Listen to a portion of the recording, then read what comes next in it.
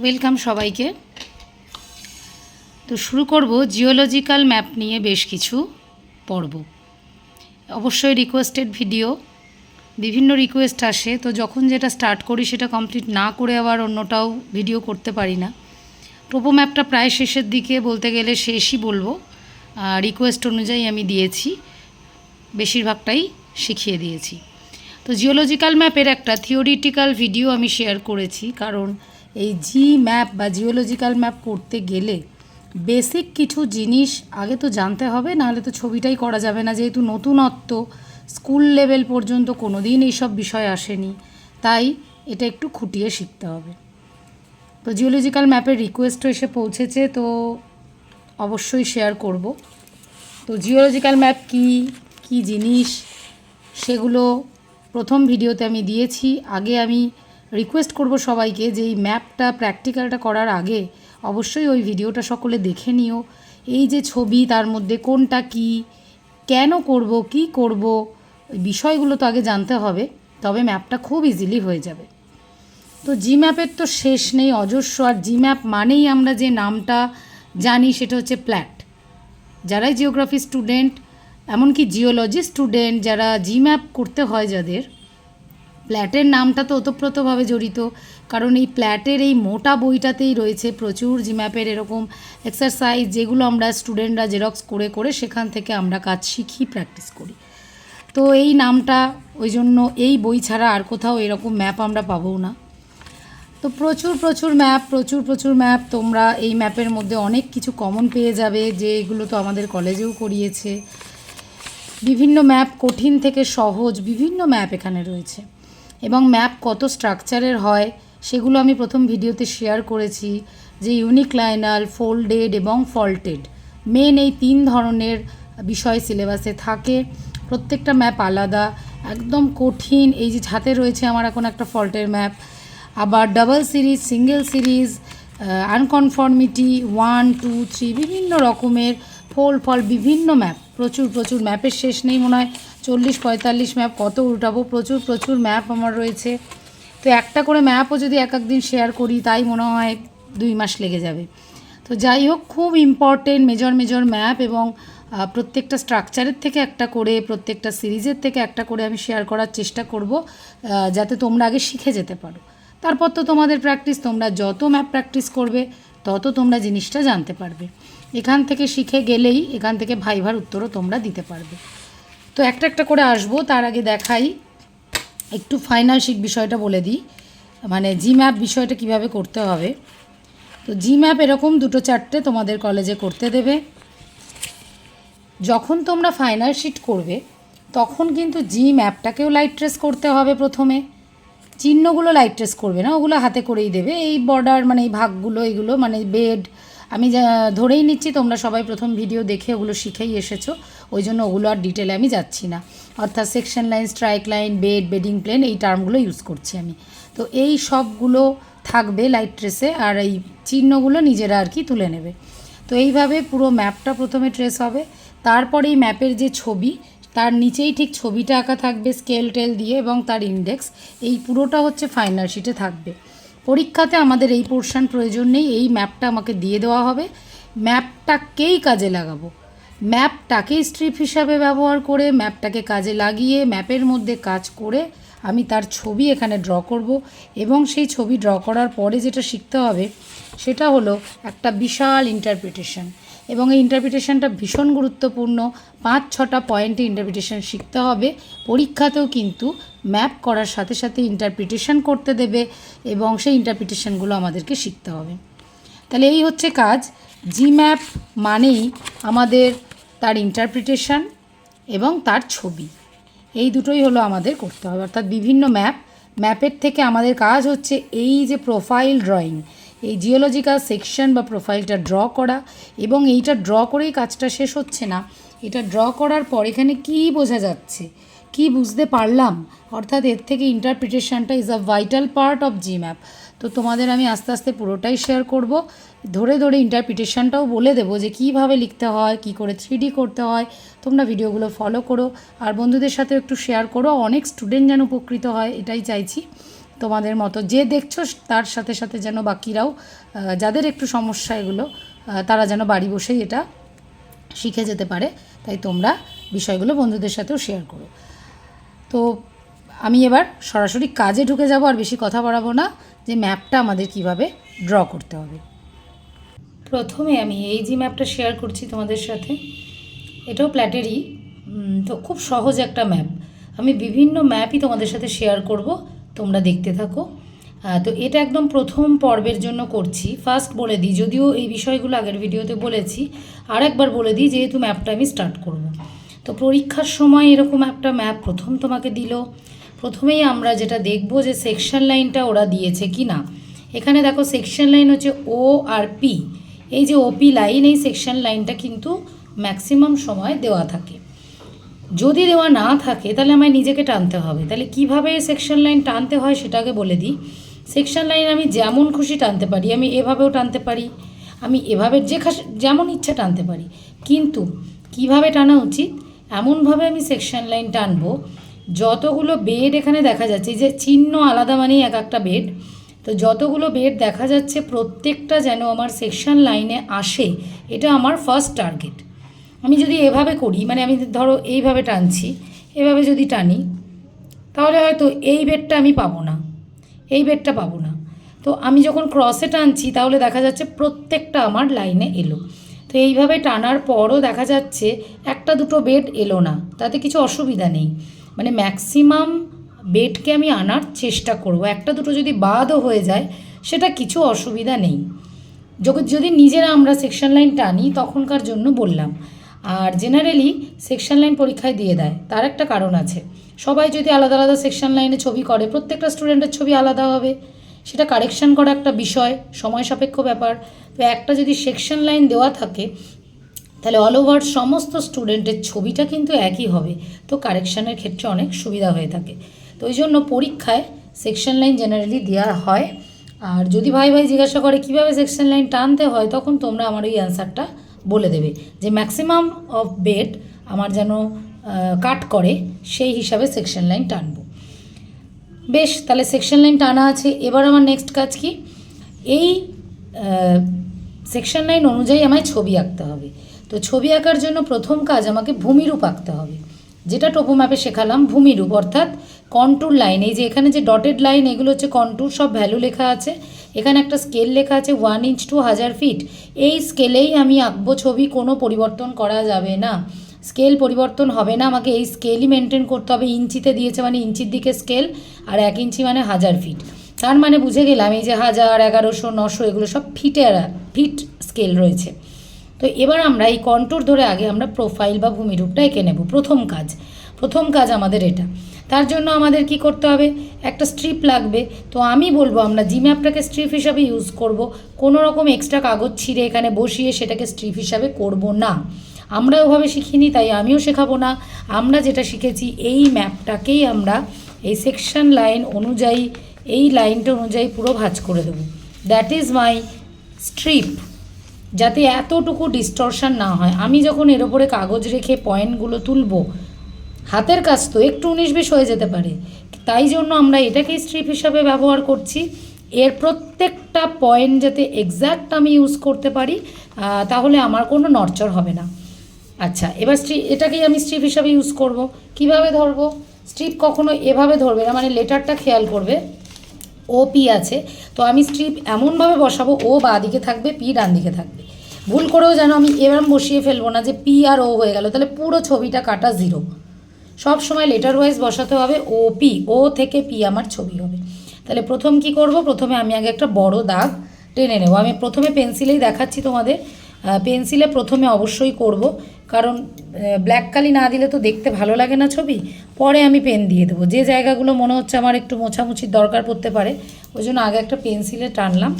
এবার আমি মার্কিং করে নেব। ওই যে ও থেকে পি কতটা পড়ছে, এই হচ্ছে আমি মার্কিং করছি। দেখো, ও থেকে পি আমি মাপ নিয়ে নিলাম একদম এই পর্যন্ত এক্স্যাক্ট। তো এই এক্সট্রাটুকু আমার লাগবে না। এবার আমি পেন দিতে পারি, এবার কিন্তু আমি পেন দিয়ে দিতে পারি। প্রথমে একটু মাপযোগ, যে জায়গাগুলো মোছার দরকার সেগুলো তোমরা একটুখানি পেন্সিল দিয়ে দেবে। তো আমি পেন দিয়েই দেখাচ্ছি, কারণ আমি যদি পেন্সিলে দেখাই, ছবিতে যা হালকা আসছে তোমরা কিছুই বুঝতে পারবে না। তো আমি পেন দিয়েই টানছি। এরপরে আমার নেক্সট যেটা কাজ, এটাকে আমি স্ট্রিপ হিসাবে ইউজ করছি। তাই এখানে আমি কিভাবে মার্কিং করছি দেখো, টিচার যেন বুঝতে পারে যে আমি ম্যাপে কাজ করেছি। কারণ এই ম্যাপটা পরীক্ষার সময় কিন্তু তোমরা অ্যাটাচ করে দিয়ে আসবে, যেখানে ছবি আঁকবে সেখানে ম্যাপটা এরম আটকে দিয়ে আসবে। ওরা ম্যাপটা চেক করবে যে তুমি ম্যাপে সব ঠিকঠাক করেছো কি না।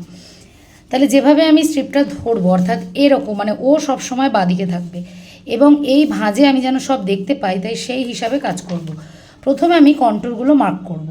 যেখানে যেখানে কন্ট্যুর লাইন ছেদ করেছে তো সেখানে সেখানে আমি কন্ট্যুর এইভাবে দাগ দেব।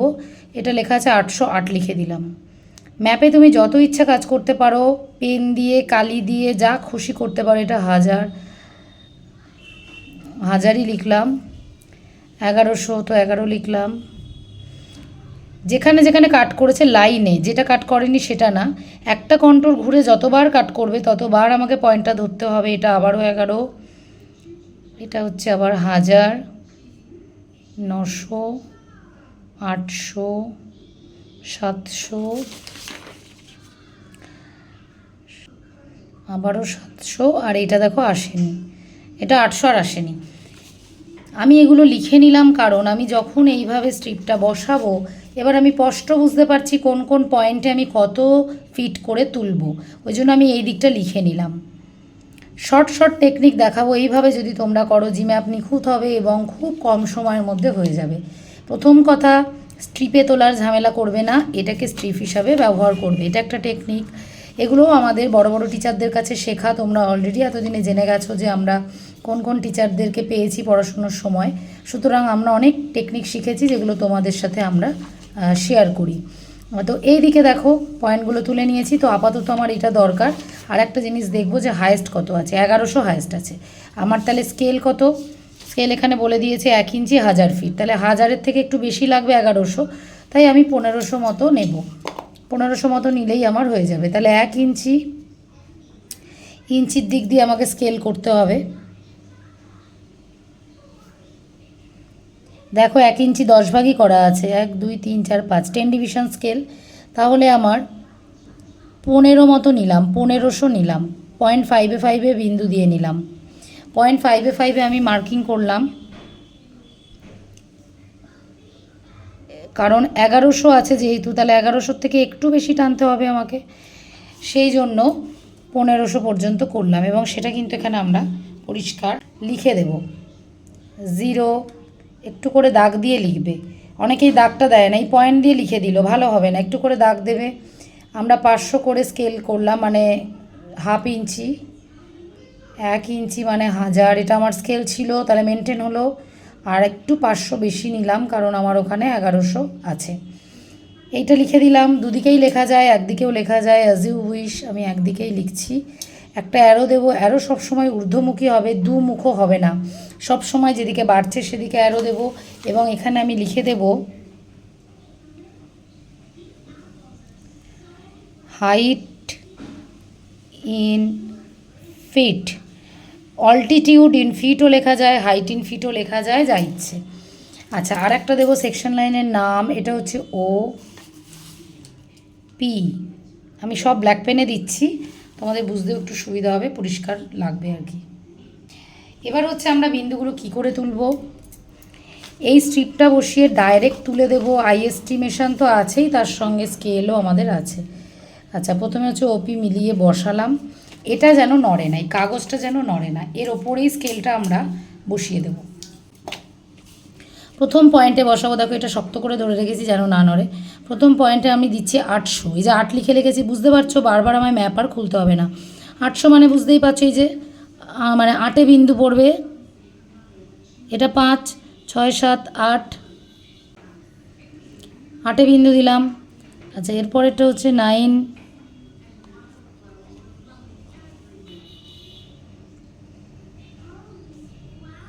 10 পটপট করে বিন্দু দিয়ে নেবে। 11 মানে হচ্ছে 1 ইঞ্চ, আরও 100 মানে 1.1। এই বিন্দুগুলো কিন্তু আমরা দিয়ে নিচ্ছি, দেখেছো কাগজ কিন্তু নড়ছে না। তাহলে আরও অনেকটা কম সময়ে হয়ে যাবে, অনেকটা কম সময় হয়ে যাবে। আর একটা কথা বলি, এই যে বিন্দুটা ডাইরেক্ট আমি তুলছি, আমরা এই ওপি লাইনের উপরে কোনো বিন্দু তুলব না। ফাইনাল শিটেও আশা করি টিচার অ্যালাউ করবে না, বলবে লাইট ট্রেস করবে। প্রথমে অনেকে কি করে বা 11-12 তোমরা যখন শিখেছো প্রোফাইল আঁকা, এই যে নশো এগুলো আগে এখানে বিন্দু তুলে নিতে হতো, সেই বরাবর তুলতাম। এখানে কিন্তু অনার্সে ওইসব আমাদের চলবে না, কোনো দাগ এক্সট্রা কোনো বিন্দু ওসব কিন্তু কোনোভাবেই আমরা খাতাতে ফেলবো না। 800 700 আর একটা 700 আছে।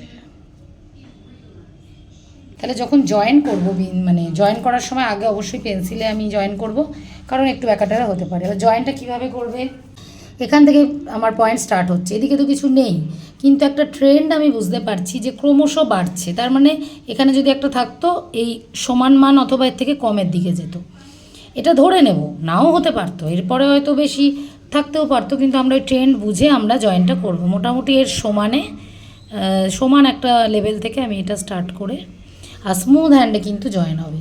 জয়েনটা কিন্তু একদম স্মুথ হ্যান্ডে হবে, খোঁচা খোঁচা হবে না, অর্থাৎ একদম এভাবে আমরা কন্টিনিউ টানবো, থেমে থেমে টানবে না। দেখো এই জায়গাটা একটুখানি ফুলিয়ে দিচ্ছি, একটু ফুলিয়ে, কিছু কিছু জায়গায় জিমাপে একটু ম্যানেজ দিতে হয়, একটু ফোলা, কোনখানটা একটু ফুলবে, কোনখানটা একটু হবে। এখন আমি এটা পেন্সিলেই রাখছি, এখনই পেন দিচ্ছি না, এখনই পেন দেবো না। তাহলে ফার্স্ট কাজ আমার হয়ে গেল, অর্থাৎ এই ওপি লাইন বরাবর ভূমিরূপটা কেমন দেখতে সেটা আমার ড্র করা কিন্তু হয়ে গেল। নেক্সট এবার কি করব, এবার হচ্ছে স্ট্রাইক লাইন টানতে হবে। এখন তোমরা বলবে স্ট্রাইক লাইন কী ম্যাডাম, তার জন্য ফার্স্ট ভিডিও ফলো করবে, কারণ স্ট্রাইক লাইন কি এখন আর বলবো না, তাহলে ভিডিও লেন্দি হয়ে যাবে। এখানে একজোড়া স্ট্রাইক লাইন আমাকে টানতে হবে। তা স্ট্রাইক লাইন আঁকার নিয়ম কি সেটাও আমি আগের ভিডিওতে শেয়ার করেছি, বোর্ডে এঁকে এঁকে শেয়ার করেছি কীভাবে মানে স্ট্রাইক লাইন টানতে হয়। তাই এখানে আমি প্র্যাকটিক্যালে চলে যাচ্ছি, আমি ধরে নিচ্ছি তোমরা জানো। আচ্ছা, এখানে অনেকগুলো বেডিং প্লেন আছে, এই একটা, আর এই যে দেখছো গোল হয়ে আছে এটাকে বলে আউটক্রপ। এই বেডগুলো দেখো একবার করে একটা সাইড পেয়েছি, এ পাশটা কিন্তু আর পাইনি। যেটা রাউন্ড হয়ে রয়েছে গোল, অথচ একটা বেডের ওপর একটা বেড রয়েছে, মানে এর এদিকে আর এদিকে চিহ্ন কিন্তু একই আছে, অর্থাৎ আমি বুঝতে পারছি এই যে অতএব সাইন, এই চিহ্নর বেডটা তলায়, আর তার ওপর একটা ছোট্ট শিলা এরম পড়ে আছে ক্যাপরকের মতো, যেটাকে বলে আউটক্রপ। ওই জন্য এর দুটো মাথা পাওয়া যাচ্ছে। তো এই দুটো মাথা আমি জয়েন করে দিলেই হয়ে যাবে, আমার ডিপের সঙ্গে সবসময় ম্যাচ করার দরকার নেই, আমি এই দুটো মাথা জয়েন করে দেবো। যদিও ডিপের সঙ্গে ম্যাচ হবে, কিন্তু আউটক্রপের প্রথম ব্যাপার দুটো মাথা আমি তুলে নিয়ে জয়েন করে দেবো। আর এখানে একটাই আউটক্রপ আছে, আর দেখো সিঙ্গেল বেড আছে, আর কোনো আনকনফর্মিটি নেই। প্রথমেই দেখতে পাচ্ছ, তাহলে এটা কি সিরিজের ম্যাপ, 1 সিরিজ ম্যাপ, অর্থাৎ এই প্রত্যেকটা শিলাস্তর কিন্তু একটাই যুগে সঞ্চিত হয়েছে। দুটো যুগ হলেই কিন্তু মধ্যে একটা আনকনফর্মিটি চলে আসতো। তো আনকনফর্মিটি কত প্রকার কী সেগুলো আমি আগের ভিডিওয় বলেছি, এখানে বলছি না। এখানে আনকনফর্মিটি নেই, মানে এটা 1 সিরিজ ম্যাপ, প্রত্যেকটা শিলাস্তর একই যুগে সঞ্চিত হয়েছে, অর্থাৎ প্রত্যেকটা একটাই ডিপের আন্ডারে হবে। ডিপ মানে অ্যাঙ্গেল, অর্থাৎ প্রত্যেকটা শিলাস্তর একই অ্যাঙ্গেলে হেলে থাকবে। ডিপটা টানবো, তার নিয়ম কি, আমি যে কোনো বেডে টানতে পারি। ফার্স্ট পয়েন্ট যে কোনো, আমি এটাই টানতে পারি, এটা মানে বেডিং প্লেন, এই যে বেডিং প্লেন অর্থাৎ যার দুদিকে দুটো চিহ্ন, এই দাগগুলো বেডিং প্লেন। তো এই বেডিং প্লেন একটা, দুটো, তিনটে আমার এখানে বেডিং প্লেন আছে, প্লাস এটা একটা 4টে। আমি এই 4টের মধ্যে যে কোনোটার ওপরে কিন্তু আমি স্ট্রাইক লাইন টানতে পারি, যেটা ইচ্ছে। তো আমি এখন এটাতেই টেনে দেখাচ্ছি, যেটা একটা টানলেই হলো। তো আমি এই বেডিং প্লেনটাই টানছি, তোমরা আউটক্রপেও টানতে পারো, আমি এটাতে টানছি। তো কী নিয়ম হচ্ছে বেডিং প্লেনের মধ্যে একটা কন্ট্যুর দুবার কাট করবে। তাহলে মনে করো, আগে দেখবো কোন দুবার কাট করেছে কোথায়। এইটা একটা বেডিং প্লেন, এ দেখো 1200-র কন্ট্যুর, এখানে কিন্তু 1200 আমাদের আসেনি, কিন্তু এখানে 1200-র কন্ট্যুর, এখানে দেখো একবার কাট করেছে। তো যেখানে কাট করেছে সেখানে আমি এরমভাবে বিন্দু দেব, পয়েন্ট দেব। এটাই গিয়ে আবার কোথায় কাট করেছে দিলাম, তাহলে কটা হলো, দুটো, মানে এক জোড়া। এবং এই দুটোকে জুড়ে আমি একটা স্ট্রাইক লাইন টানতে চলেছি, কিন্তু লাইনটা আমি কতটা টানবো যেন ওপি আমার সেকশন লাইনকে ছেদ করে, এতটা পর্যন্ত বড় করব। তাই জয়েন করে একটু বাড়িয়ে দেব, এই ছেদ করিয়ে দিলাম, কারণ এই লাইনটা আমার সেকশন লাইনে উঠতে হবে, নাহলে আমি আঁকতে পারবো না। তাই একটু বাড়িয়ে দিলাম, এবং এই দিকে লিখে দিলাম এটা কতর, এটা হচ্ছে 1200। তো আমি এখানে 1200, এই লেখাগুলো টিচাররা চেক করবে, তুমি বন্ধুর স্ট্রিপ দিয়ে করেছো না নিজে নিজে করেছো, তোমার ম্যাপ কিন্তু চেক হবে, তাই ম্যাপের মধ্যে এগুলো করবে। তা 1200 দুবার ছেদ করেছে, একটা স্ট্রাইক পেয়েছি। এইবার কি করব, এবার এই লাইনেই ঠিক এর আগেরটা বা পরেরটা মনে রাখবে, মাইন্ড ইট। 1200 আর একটা আমি 600 টানলাম, হবে না। 1200 যদি টানি, একটা আমাকে টানতে হবে এর ঠিক আগেরটা অর্থাৎ 1100, কিংবা এর পরেরটা 1300, এর ঠিক আগেরটা অথবা পরেরটা, পর্যায়ক্রমে, নয় আগেরটা নয় পরেরটা, কোথায় কাট করেছে সেটা খুঁজতে হবে। আমি কখনো জাম্প করতে পারবো না, একটা 1200 টানলাম একটা 1000 টানলাম, হবে না। ওকে, পরপর দুটো কন্ট্যুর আমায় চেক করতে হবে। তাহলে 1200 টেনেছি, তাহলে আমি এখানে 1100-র একটা পয়েন্ট পেয়েছি অলরেডি। দুটো পয়েন্টই আছে, দেখো 1100 এখানেও আমার একবার ছেদ করেছে, এই বেডে 1100 আমার এখানেও ছেদ করেছে।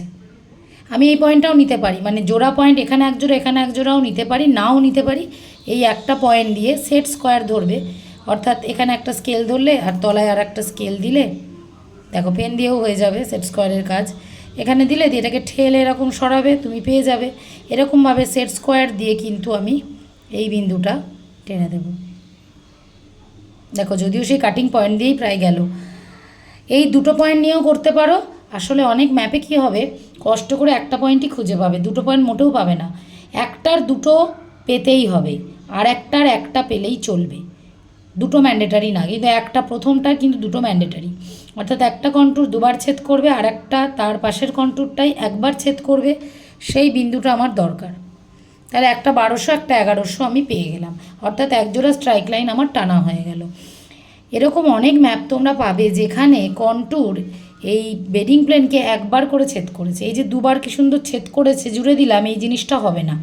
1200 একবার, 1100 একবার, 1000 একবার, সবাই একবার করে ছেদ করেছে। তখন আমি কি করব, এখন বলছি না, সেটা আবার যখন পরিস্থিতি আসবে ওই নিয়মটা আলাদা, তখন সেকশন লাইন টানার নিয়ম সম্পূর্ণ আলাদা, সেটা আমি অন্য ম্যাপে ওরকম যখন পরিস্থিতি আসবে বলবো। তাহলে আমাদের একজোড়া স্ট্রাইক লাইন টানা হয়ে গেল। নেক্সট কাজ কি, আবার ওপি আমরা ম্যাচ করে বসাবো। এবার এই বিন্দু দুটো অর্থাৎ স্ট্রাইক লাইনের যে বিন্দু দুটো এখানে এসেছে, সেই বিন্দু দুটো আমি এই লাইনে তুলে নেব। এখনও পর্যন্ত এই লাইনে কোনো বিন্দু দিইনি, এই প্রথম আমি এই বিন্দুটা দিচ্ছি, অর্থাৎ স্ট্রাইক লাইনের যে বিন্দু, একটুখানি যেন বুঝতে পারি হালকা করে, এই দুটো বিন্দু এখানে তুলে নিলাম। কোনটা কি দেখে নাও, এটা 1100 এটা 1200, কিন্তু এদিকেরটা 1100 এদিকেরটা 1200। ঢাল কোন দিকে হয়, উঁচু থেকে নিচুর দিকে ঢাল হয় তো, তাহলে এইটা উঁচু তো এটা নিচু তো, তাহলে উঁচু থেকে নিচুর দিকে ঢাল যাবে, এটা যেন মনে থাকে। হাই টু লো জয়েন হবে, লো টু হাই নয়, যে উঁচু সেই দিক থেকে নিচের দিকে জয়েন হবে, অর্থাৎ 1200 থেকে জয়েনটা হবে। এবার এখানে আমি কতটা নামাবো, এই যেটা দুটোর মধ্যে যেটা ছোট, সেখান থেকে আমি এখানে কতটা নামাবো, আমি 0.1 ইঞ্চি নামালাম। এবারই তোমরা প্রশ্ন করবে কেন 0.1 ইঞ্চি নামালাম।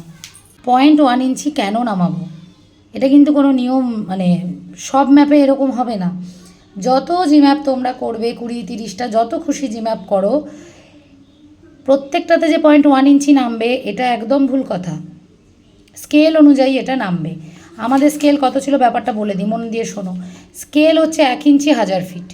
আমরা আগে দেখবো এখানে কন্ট্যুর ইন্টারভ্যাল কত আছে, যে কন্ট্যুরগুলো রয়েছে কত ইন্টারভ্যাল আছে, অন্তর মানে কত অন্তর অন্তর আছে, 1000, 1100, 1200, তাহলে 100 ইন্টারভ্যাল আমার 100 করে আছে। তাহলে এই স্কেল অনুযায়ী 100 মানে কত, 0.1 ইঞ্চি। সেই জন্য এখানে 0.1 ইঞ্চি নেমেছে। এখানে যদি 200 করে থাকতো, মানে ধরো 1000, 1200, 1400, 200 করে থাকতো, তাহলে 0.2 ইঞ্চি নামতো। স্কেল অনুযায়ী কন্ট্যুর ইন্টারভ্যাল যা হবে সেইটাই আমি এইখানে নামাবো। 0.1 ইঞ্চি সব সময় নামবে না। এখানে যেহেতু আমার 100 ছিল সেই জন্য নামলো। এইবার আমি 1200 থেকে 1100 জয়েন করে একটু বাড়িয়ে দিলাম, দ্যাট ইজ ডিপ। কী আঁকলাম, ডিপ, অর্থাৎ মাটি। এটাই কী এঁকেছি বলো তো, ভূপৃষ্ঠ, এর ওপরে আমি হাঁটাচলা করতে পারবো। আর এটা হচ্ছে ভূপৃষ্ঠের তলাটা, মাটি খুঁড়লে দেখা যাবে, অর্থাৎ ভেতরটা। এর ভেতরে শিলাস্তর থাকে, অর্থাৎ জিওলজির ব্যাপার এটা, ওই জন্য জিওলজিক্যাল ম্যাপ। এর ভিতরে এটা ভূপৃষ্ঠের নিচে থাকে, মাটি খুঁড়লে তবে শিলাস্তর দেখা যায়।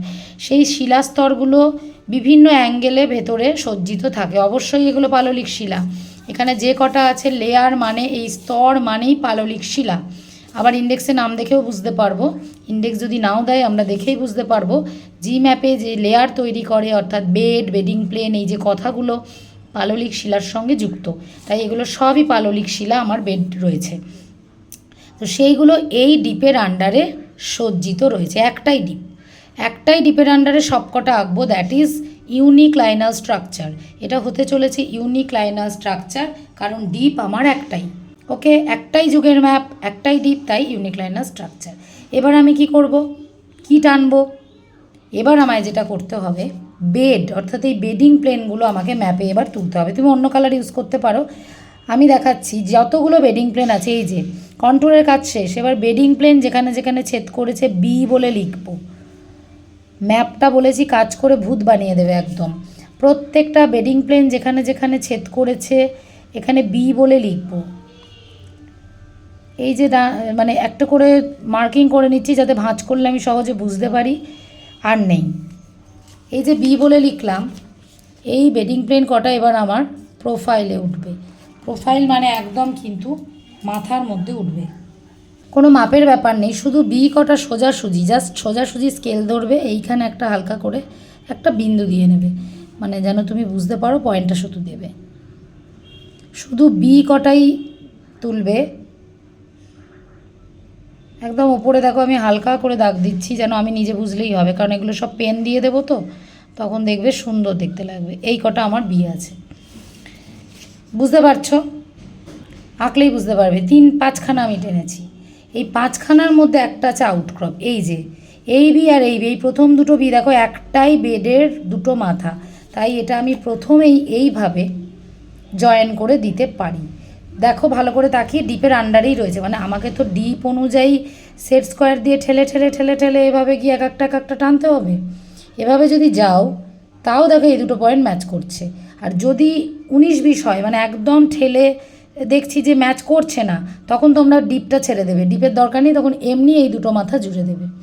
এখন আমরা কি করব, এই দুটো মাথা জাস্ট জুড়ে দেব। ওই জন্য এখানে একটু ফুলিয়ে দিয়েছিলাম। কেন ফুলিয়ে দিয়েছিলাম? কারণ এর ভিতরে আমাকে একটা চিহ্ন দিতে হবে। তো দেখা যাচ্ছে প্রোফাইলটাকে ঠিক করে আঁকতে গেলে এর ভিতরে চিহ্ন দেওয়ার কোনো জায়গাই নেই। তো আমাকে ইচ্ছাকৃত এটা একটু ম্যানেজ, এটাকেই বলে ম্যানেজ করা, যে আমি প্রোফাইলটা যখন জয়েন করব একটু ফুলিয়ে দেবো। হয়তো এই বিন্দুটা ঠিকমতো টাচ হলো না, একটু ফুলিয়ে সামান্য দেবো, যাতে ভিতরে অন্তত একটা করে চিহ্ন আমি বসাতে পারি। আমাকে তো চিহ্নটা দিতে হবে, হাতে কলমে আঁকছি, এইটুকুনি 19-20 হবে, কারণ ভূপৃষ্ঠ তো ওইভাবে নিখুঁত আঁকা যায় না, তো মোটামুটি কিন্তু এইভাবে আমাদের করতে হবে। প্রোফাইলটা আমি একটু ব্ল্যাক দিয়ে দিয়েছি, না হলে ঠিকমতো বোঝা যাচ্ছে না। আর এইখানটা দেখো কিভাবে দিলাম ম্যানেজটা, এই যে জয়েন্টটা করানোর সময় একটু ফুলিয়ে জয়েন করলাম, তার জন্য এই পয়েন্টে একটু ডিস্টরশন হলো। কিন্তু যেহেতু আমি এই বেডটা জয়েন করব, সেই জন্য আমাকে এটা করতেই হবে, কারণ আমি যেহেতু ভেতরে না হলে চিহ্ন দিতে পারবো না। অর্থাৎ এই যে দুটো বেড, এই দুটো বেড কিন্তু আমার আউটক্রপ, তাই জয়েন হয়ে যাবে।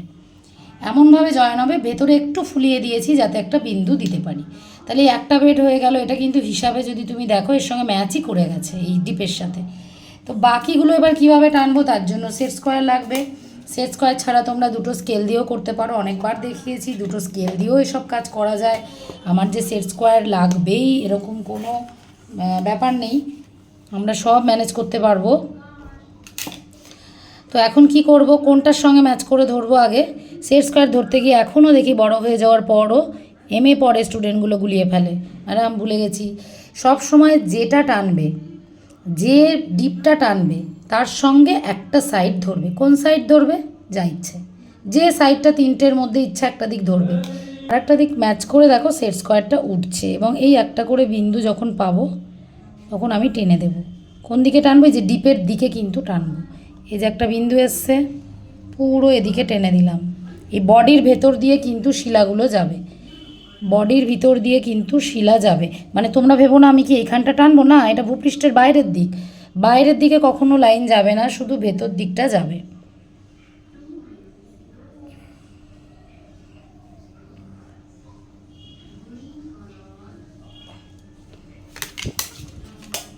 দেখো প্রত্যেকটা শিলাস্তর এইভাবে হেলে আছে, কি সুন্দর বুঝতে পারলাম। আমরা কখনোই উপর দিকে টানবো না, সব সময় বেডিং প্লেন টানার নিয়ম ভূপৃষ্ঠের ভিতর দিকে, সাদা অংশটায়, বাইরে আমরা কোনো লাইন পাস করাবো না। কমপ্লিট হয়ে গেছে, মোটামুটি কাজ শেষ। এবার চিহ্ন দেওয়া, একটু সাজানো গোছানো, গয়নাগাটি পরানো বাকি থাকলো, এবার সেটা দেখাবো। তাহলে এবারে যে আর দাগপত্র যেখানে যা পড়েছে সেগুলো আমরা ইরেজ করে দেবো ভালো করে, মোটামুটি ছবি কমপ্লিট। এবার বলি এর পরের কাজটাই হচ্ছে সিম্বলগুলো বুঝে বুঝে দেওয়া। এখানেও স্টুডেন্টরা খুব সমস্যায় পড়ে, ওরা বুঝতে পারে না যে সিম্বলটা কোন দিক থেকে কোন দিকে দেব, কিভাবে দেব। তো সব সময় মনে রাখবে ম্যাপটা এভাবে খুলে নেবে, আমরা যেভাবে এঁকেছি অর্থাৎ ও থেকে পি।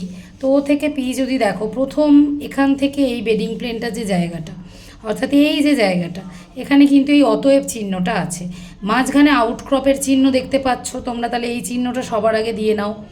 আউটক্রপের চিহ্নটা যেহেতু সহজেই বোঝা যাচ্ছে, এটা আগে দিয়ে নিলাম। আর একটা জিনিস মনে রাখবে, এই যে বেডটা তলার চিহ্নটা, এইটা একদম তলার বেড, আউটক্রপটা কিন্তু ওপর, তাহলে ওপর থেকে নিচ কিন্তু আমাদের বেডের চিহ্নগুলো যাবে।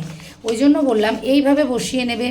আউটক্রপ প্রথম করেছি, আউটক্রপের ঠিক তলাতে কোন বেডটা আছে, বেড টু বেড তোমরা যাও, এইখান থেকে যদি বেডিং প্ল্যান হিসাব করো তাহলে তোমরা ইজিলি দেখতে, এই যে মানে এটা তো হয়ে গেল।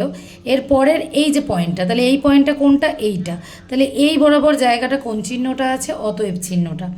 আচ্ছা, অতএব দিয়ে দিলেই হবে না, সাইজটাও মেনটেন করতে হবে।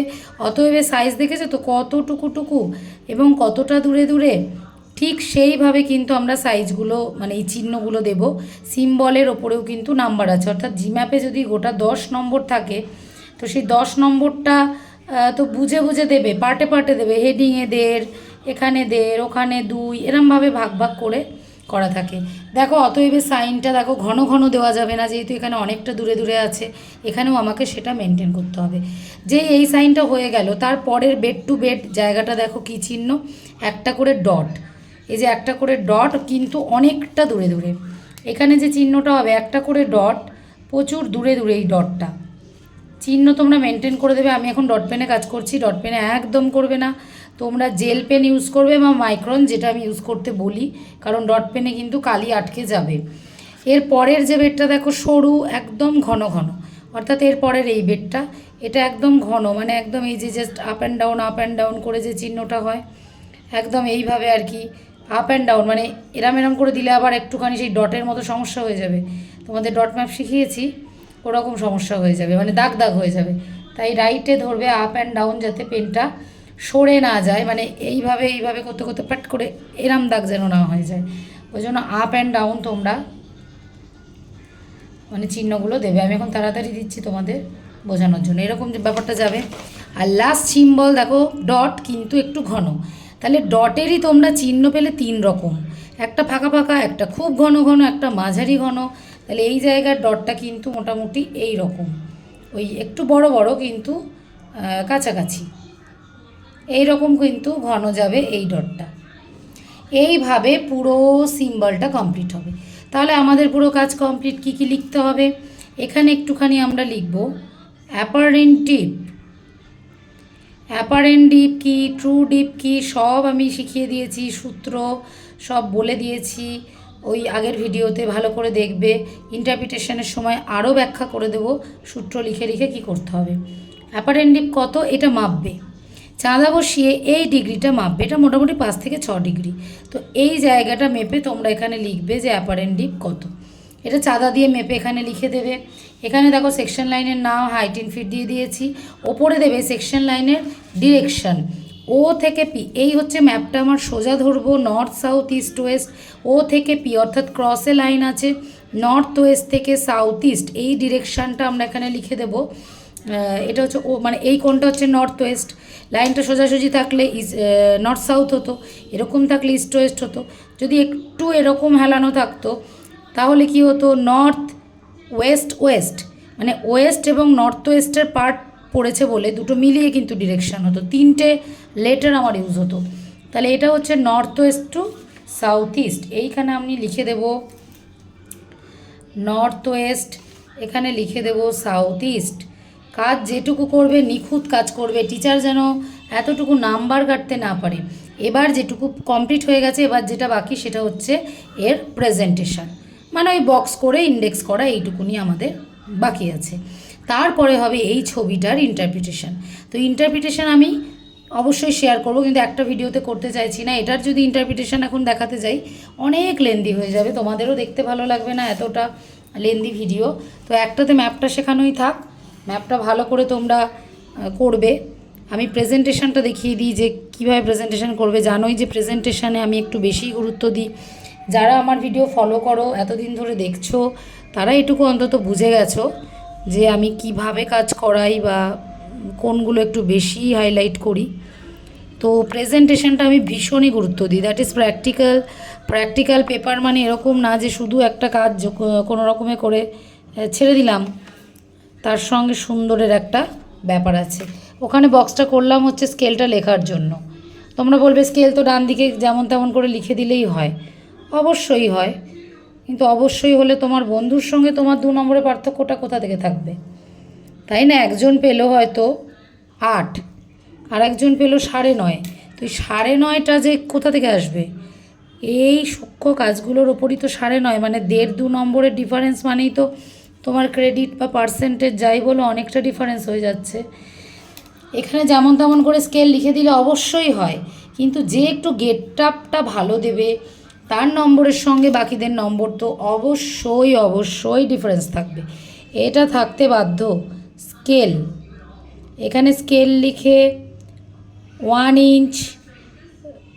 ইঞ্চ টু 1000 ফিট যেমন লেখা আছে সেটাই লিখলাম, কিন্তু যখন একটা বক্সে ঢুকিয়ে দিলাম দেখো দেখতে সুন্দর লাগছে। ওপরে দেবো হেডিং, আর একটা দেবো হচ্ছে এখানে ইন্ডেক্স। এই যে ইন্ডেক্সটা, এটাকে ইন্ডেক্স বলে না, জি ম্যাপের ক্ষেত্রে এটাকে বলা হয় একটু আলাদা। জি ম্যাপের ক্ষেত্রে আমরা বলবো সাকসেশন অফ রক বিটস, কারণ যেমন তেমন করে এটা লিখলে হবে না। এটা বেডগুলো পরপর সাজানো অনুযায়ী লিখতে হবে। সাকসেশন মানে স্তরায়ন পরপর, অর্থাৎ সিরিয়ালি, একদম ওপরে কে, তার নিচে, তার নিচে, তার নিচে, একদম নিচে কে। এই ছবিতে দেখো বোঝা যাচ্ছে এটা সব থেকে ওল্ডেস্ট বেড। সবার প্রথমে এটা সঞ্চয় হয়েছিল, তার উপরে এটা, তার উপরে এটা, এরম করতে করতে এটা ইয়ংগেস্ট অ্যান্ড ওল্ডেস্ট। তো এই সিরিয়ালটা অর্থাৎ উঁচু থেকে নিচু পরপর ওপর থেকে নিচ আমায় এখানে মেনটেন করতে হবে। 5টা চিহ্ন আছে, যেমন তেমন করে 5টা চিহ্ন দিয়ে দিলাম হবে না। সেই জন্য এটাকে আমরা ইন্ডেক্স না বলে, লেজেন্ড না বলে আমরা এটাকে বলবো সাকসেশন অফ রক বিটস। এটা জিম্যাপের একটু স্পেশালিটি, এটা ইন্টারপ্রিটেশনও করব, সেটা আমরা এখানেও করব। আচ্ছা, বেডগুলো কিভাবে করছি না, সব কটা বেড আমরা দেখাবো, এবং এই বেড কটা বললাম গুনে নেব, 5খানা আছে, অর্থাৎ আমার 5টা চিহ্ন আছে। এবার 5টা চিহ্ন, এবার বলি এটাও একটা সুন্দরের ব্যাপার। অনেকেই ইন্ডেক্স করো যেমন তেমন মানে করে দাও। ইন্ডেক্স করবে যখন এরকমভাবে একই মাপের কিন্তু তোমরা 5টা বক্স করবে, একটু চওড়া করেই করবে। ইন্ডেক্স কিন্তু তোমরা মানে স্কেল দিয়ে তোমরা ইন্ডেক্স করবে, সুন্দর করে ইন্ডেক্স করবে। ইন্ডেক্সটাও একটা আর্ট, বক্সগুলো সমান হবে, ব্যাকাটারা হবে না, তবে তো হবে। এমন কিছু করতে সময় লাগে না, কিন্তু এটা মাথায় রাখতে হবে যেটুকু কাজ করব আমরা পরিষ্কার করে করব। দেখো প্রত্যেকটা ইন্ডেক্স কিন্তু আমার প্যারালাল সমান হবে। টিচার দেখে বলবে বাহ, এই মুখে বাহ কথাটা আসলেই জানবে খাতাতেও নাম্বারটাও বাহ মতোই পড়বে। বোঝা গেল? হাতে করে বক্স ওইসব চলবে না, করবে না। তাহলে আগে সিরিয়ালি সাজাবো আমার ছবি অনুযায়ী। এবার বলি, এটা যদিও এরম ম্যাপ, দেখো এখানে এরমভাবে রয়েছে। অনেক ম্যাপে এরম ইন্ডেক্স থাকবে না, এরকম নাম এই যে স্যান্ডস্টোন, লাইমস্টোন থাকবে না। যখন থাকবে না তখন শুধু চিহ্নগুলো সাজিয়ে রেখে দেবো, ইয়ংগেস্ট ওল্ডেস্ট বেড লিখে রেখে দেবো, কোনো নাম লিখবো না। কারণ নাম যদি ওরা সাপ্লাই না করে আমি কোথা থেকে লিখবো? আমাকে এখন নাম দিয়েছে বলে আমি নাম লিখতে পারবো। আচ্ছা, সাজানোটা এই ইন্ডেক্স মানে এই ম্যাপ আর দেখবে না। ম্যাপে সাজানো এখন আছে মানে সব সময় থাকবে তা নয়। ম্যাপের সাজানো আমি দেখব না। আবার ম্যাপে অনেক সময় অনেক বেড থাকবে, সবগুলো ইন্ডেক্সে দেওয়া যাবে না। আমি সব সময় এই ইন্ডেক্সটা করব আমার ছবি অনুযায়ী। আমার ছবিতে 5টা এসেছে তাই 5টা, হয়তো এখানে দেখা গেল আরও 2টো ছিল 7টা, তাহলে আমি এখানে কি 7টা দেবো? No, never. এখানে আমার ছবিতে যে কটা আসবে সে কটাকেই এখানে দেব, এবং এখানেও কিন্তু আমি মেনটেন করব ওপর থেকে নিচ। চিহ্নগুলো কিন্তু আমার ওপর থেকে নিচই মেনটেন হবে, এবং চিহ্নগুলো খেয়াল করবে যে যেরকমভাবে রয়েছে। আমি একটু একটু করে দিয়ে তোমাদের বিষয়টা এখন বোঝাচ্ছি। তো এইভাবে চিহ্নগুলো সিরিয়ালি দেবে। এইটা আমায় লিখতে হবে ইয়ংগেস্ট। এবার এখানে যেহেতু নাম আছে আমি তাই নামটা লিখে দিলাম। যদি নামটা না থাকতো কোনো অসুবিধা নেই, আমি শুধু ইয়ংগেস্ট বেড বলেই আমি লিখে দিতাম। এটা হচ্ছে ইয়ংগেস্ট বেড। আর লাস্টের এটা হচ্ছে মাড স্টোন। দেখবে নামগুলো খেয়াল করে, সবই পাললিক শিলা থাকবে, কারণ আগ্নেয়টা অন্যভাবে থাকে। মাড স্টোনটা হচ্ছে ওল্ডেস্ট বেড, এটা হলো আমাদের ওল্ডেস্ট বেড। এবার বাকি নামগুলো আমরা লিখে দেব। বাকি নামগুলো এখানে আছে হচ্ছে স্যান্ডস্টোন। তোমরা নাম যদি পরীক্ষায় দেয়, অর্থাৎ এখানে অ্যাভেলেবেল থাকে কোশ্চেনের মধ্যে, তবেই লিখবে। না নেই বলে তোমরা বানিয়ে বানিয়ে যেন কখনো আবার নাম টাম লিখে দিও না। যদি না থাকে কি বললাম, শুধু ইয়ংগেস্ট আর ওল্ডেস্ট এই একটা অ্যারো পড়বে। এই যে ইয়ংগেস্ট অ্যান্ড ওল্ডেস্ট এইটুকুই শুধু লেখা থাকবে, এটা কিন্তু করতেই হবে। চিহ্নটাকে সাজিয়ে সিরিয়ালটা করবে। ইয়ংগেস্ট ওল্ডেস্ট একটা অ্যারো দিয়ে ছেড়ে দেবে যদি নাম না থাকে। যদি নাম থাকে তাহলে যেমন করলাম তেমন নাম তো দেবো, তার সঙ্গে ইয়ংগেস্ট ওল্ডেস্ট লিখবো। এটার নামটা আমি কি বললাম, এটাকে বলে সাকসেশন। এগুলো তোমরা পরীক্ষায় ক্যাপিটাল লেটারেও লিখতে পারো, আমি এখন নর্মাল লিখছি। Succession of rock beds S. এই একটা এস না দেওয়ার জন্য তোমার হাফ নম্বর কাটা যেতে পারে, কারণ এখানে অনেক রক বেড, তাই বেড কথাটা হবে না, বেডস হবে। এই বিষয়গুলো খেয়াল রাখবে। তাহলে মোটামুটি বোঝা গেল যে জিম্যাপ কীভাবে আঁকতে হবে। ধরে ধরে বলে দিলাম, সমস্তটাই বলে দিলাম।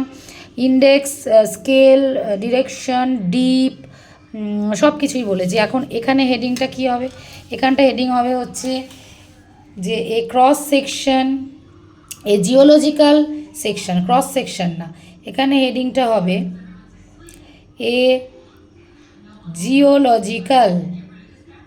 এইখানে সবসময় তোমরা ক্যাপিটাল লেটার ইউজ করবে। জিওলজিক্যাল ক্রস সেকশন, শুধু ক্রস সেকশন না, geological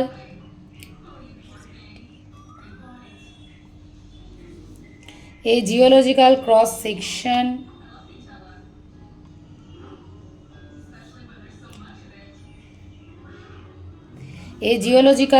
section along the line OP। আমি ওপি দিলাম বলে সব আবার ওপি দিয়ে বসে থেকো না, সবই বলে দিই, জানো তো এই সব ভুলগুলোও স্টুডেন্টরা করে। আমি ওপি প্রথমটা করিয়েছি, সব দুনিয়ার ম্যাপ ওপি লিখে বসে থাকলো, খেয়ালও করলো না যে এটা চেঞ্জ হয়ে যাবে, ম্যাপ টু ম্যাপ ভ্যারি করবে, এই ব্যাপারটা খেয়াল করলো না। সব রকম স্টুডেন্ট আছে, সিরিয়াস আছে, আবার সিরিয়াস ছাড়াও স্টুডেন্ট হয়, তাই আমি বারবার ভিডিওতে সবটা উল্লেখ করার চেষ্টা করি। তোমরা স্কিপ করবে না, স্কিপ করে যদি দেখো কোনো রকম আধা জিনিস তোমাদের অজানাই থেকে যাবে। তোমাদের প্রশ্ন থেকে আমি মাঝে মাঝে সেটা বুঝতে পারি, তোমার প্রশ্নটা যেটা করো সেটা আমি ভিডিওতে অ্যানালাইসিস করেছি, তার মানে ভিডিওটা স্কিপ করে দেখেছে বলে সেটা মিস করে গেছে। প্র্যাকটিক্যাল অন্তত তোমরা স্কিপ করবে না, তাহলে ছোট ছোট পয়েন্ট হয়তো মিস হয়ে যাবে। বোঝা গেল? দেখো কাজটা কত সুন্দর লাগছে, যদিও চিহ্নগুলো ভর্তি করিনি, তাহলে আরও ভালো লাগতো। তো এই হচ্ছে আমাদের জিওলজিক্যাল ম্যাপ আঁকার নিয়ম। এর পরের পার্টটা আমি দেবো এর ইন্টারপ্রিটেশন, এই ম্যাপটার ইন্টারপ্রিটেশনটা দেবো, তারপর আমি আবার অন্য ম্যাপে যাব। তো এইটা শেয়ার করলাম, পরপর অনেক জিম্যাপ আমি একটা একটা করে শেয়ার করার চেষ্টা করব, যেহেতু ওদিকে কার্টোগ্রাম শেয়ার করতে হচ্ছে, বিভিন্ন জিনিস স্টুডেন্টের বিভিন্ন সেমিস্টারে প্রয়োজন। তো তাও কোনো জিম্যাপ যদি তোমাদের এরম মনে হয় যে এই জিম্যাপটা আগে দরকার, ফাইনাল শিট দিয়েছে, একবার আমি দেখিয়ে দিলে ভালো হয়, তো সেই ম্যাপটা ছবি তুলে আমাকে কমেন্ট সেকশানে দিও যে এই ম্যাপটা আগে দেখান, তাহলে আমি তো সেটা আগে করলাম, এটুকু বড় জোর হেল্প করতে পারি। তাছাড়া সিরিয়ালি আমি করে যাব।